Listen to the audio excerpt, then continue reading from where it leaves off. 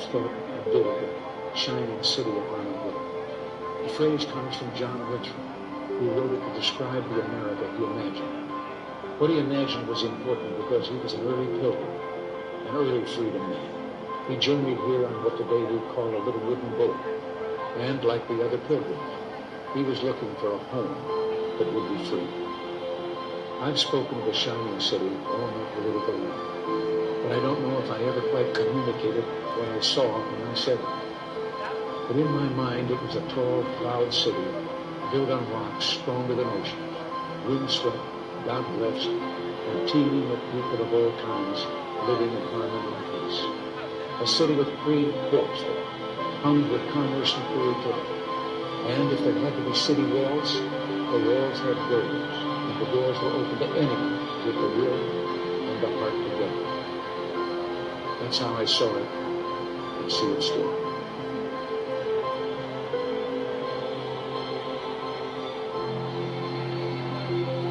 I want the people of America to be able to work less for the government and more for themselves. I want them to have the rewards of their own industry. This is the chief meaning of freedom. Until we can reestablish a condition under which the earnings of the people can be kept by the people, we are bound to suffer a very severe and distinct curtailment of our liberty.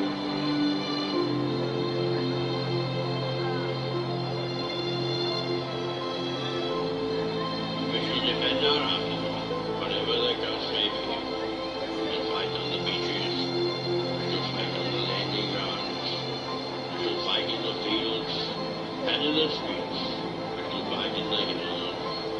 We shall never surrender. And if I do not for a moment believe, this island, or a large part of it, was subjugated and starving, then our empire, beyond the seas, armed and guarded by the British fleet, carry on the struggle until in God's good time, the new world, with all its power and might, steps forth to the rescue and the liberation of the earth.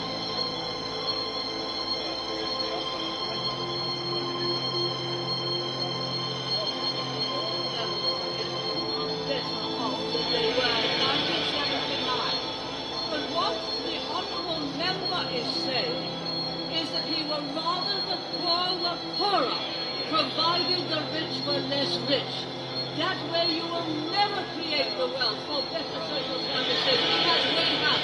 A lot of policy. Yes, you would rather have the poor poorer, provided the rich were less rich.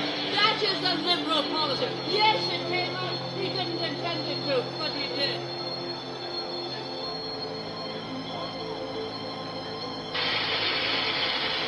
I will remind you that extremism in the defense of liberty is no vice.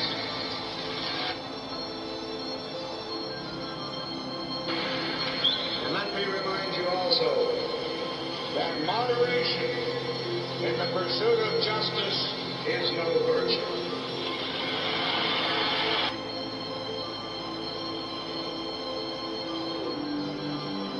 The new conservative resistance begins right here, right now, with you.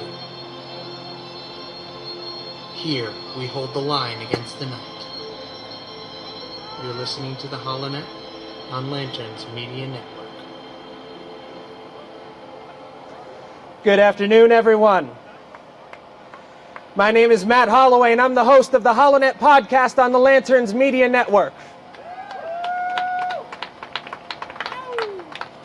First, I would like to thank all of you for having the courage and fortitude to come out today, not only in the heat of the Arizona sun, but under threat of violence from those who would oppose unity in this nation and the free expression of free speech and political thought.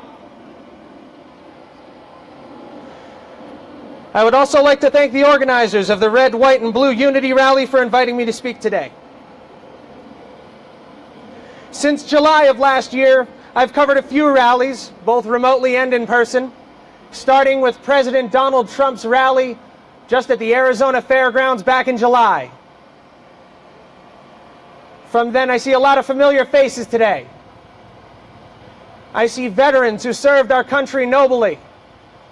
I see activists who fight today still for free thought and free speech.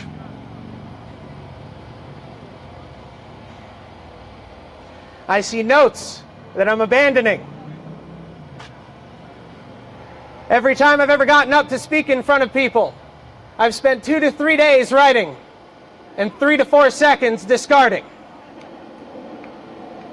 Because when I come here today on the lawn of the Arizona Senate, I see before me patriots all. I see people coming together not for divisiveness of party or for dichotomy of thought, but for unity in principle, in the principles that founded our nation. That all men are created equal and are endowed by their Creator with certain inalienable rights, life, liberty, and the pursuit of happiness. Today, ladies and gentlemen, those principles are under the sternest attack that we have seen in many generations. It has become a crime in this nation nearly to express a difference in opinion from what is held by your party to be doctrine, from what is purported by the media to be truth. So today here in the 92 or so degrees of Arizona, we stand for the unity of all Americans, for the rights of those who disagree with us to protest peacefully, and for our own right to be heard as well. I don't know how many of you, like I, watched the violence in Berkeley on Facebook Live or what the mainstream media chose to show you. But I see today the safety of our convictions. I see great men and women who are ready to stand in defense of liberty. And I want to thank the first responders, law enforcement, and also the security groups who are with us today.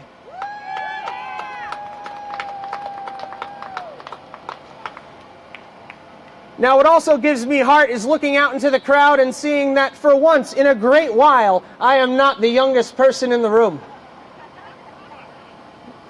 I see a great many millennials among us today. Now, millennial has become a bit of a bad word, hasn't it? It's become synonymous with Black Lives Matter. It's become synonymous with the movements out of UC Berkeley and out of the University of Chicago. But I tell you, conservatism among millennials is not dead today.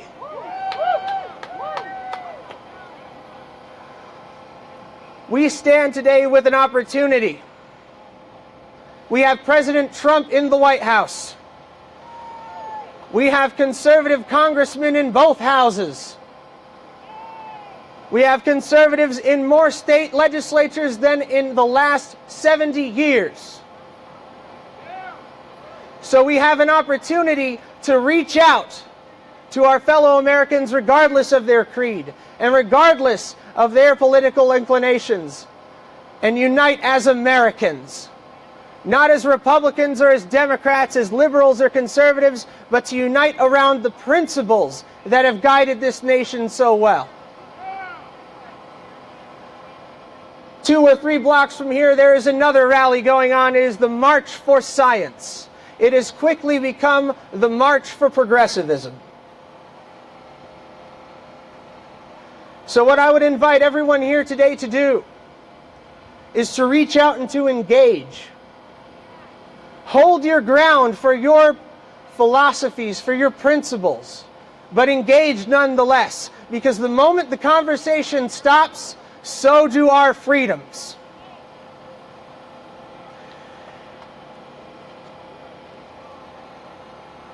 I started writing for an online publication about 2 years ago, and like I said, I covered the Trump rally down at the fairgrounds. I covered the protests in front of the FBI building calling for the prosecution of then Secretary of State Hillary Clinton. I've covered a lot of stories. But the story that remains untold is the story of America in the 21st century,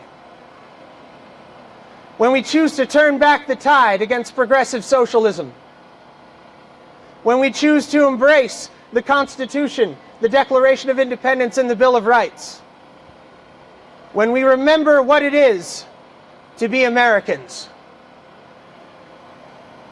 And that principle will not die as long as there's one man, one woman, one child who looks defiantly into the night and says, "I am free."